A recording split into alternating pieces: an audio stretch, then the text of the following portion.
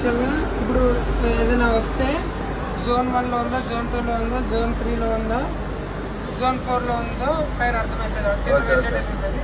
దీంట్లో కూడా చూపిస్తుంటుంది.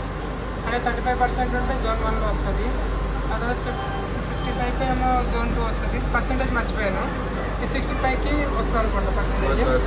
ఏది ఉన్నా కానీ ఫస్ట్ రీసెట్ అని కొట్టుకుంటే మెనూకి ప్లస్ మెనూకి అని వస్తుంది.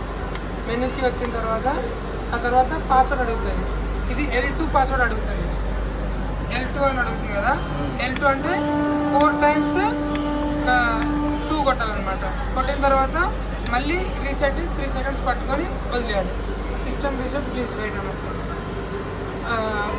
ఒకవేళ L2 ఇప్పుడు L2 అడిగింది కాబట్టి 4 times 2. ఒకవేళ L1 అడిగింది అనుకోండి 4 times 1 వస్తాలి. 3 అడిగితే L3 అడిగితే 4 times 3 వస్తాలి. L4 అడిగితే 4 times 4 వస్తుంది. అలాగే మళ్ళీ ఇంకోటి ఏంటంటే ఒకవేళ మీరు రీసెట్ చేసినప్పటికీ పోవట్లేదు అనుకోండి, అప్పుడు ఏమవుతుందంటే ఆ ఫైర్ ఇక్కడ నుంచి ఎంటర్ అయింది, ఇన్లెట్ పైప్ నుంచి ఇక్కడ నుంచి ఎగ్జాస్ట్ ట్యాంక్ పోవాలి. ఆ పైప్ లైన్లో ఉన్నంతసేపు ఇది రీసెట్ అవ్వదు. మీరు రీసెట్ కొట్టినప్పటికీ కొద్దిసేపు రీసెట్ అవుతుంది, మళ్ళీ స్టార్ట్ అయిపోయింది.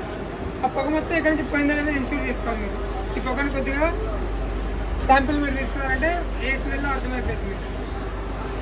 దాంట్లో దుమ్ము ఉందా లేదా, లేదంటే ఫైర్ ఉందా లేదా, అది స్మోక్ ఉందా లేదా చూసుకుంటే అది మళ్ళీ అది పోయిన తర్వాత మళ్ళీ ఇంకోసారి రీసెట్ కొట్టాలి.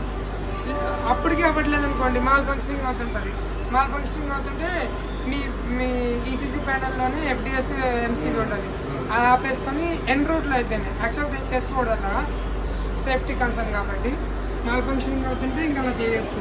ఇన్ కేస్ యాక్సిడెంట్ అయిపోతుంది రీసెట్.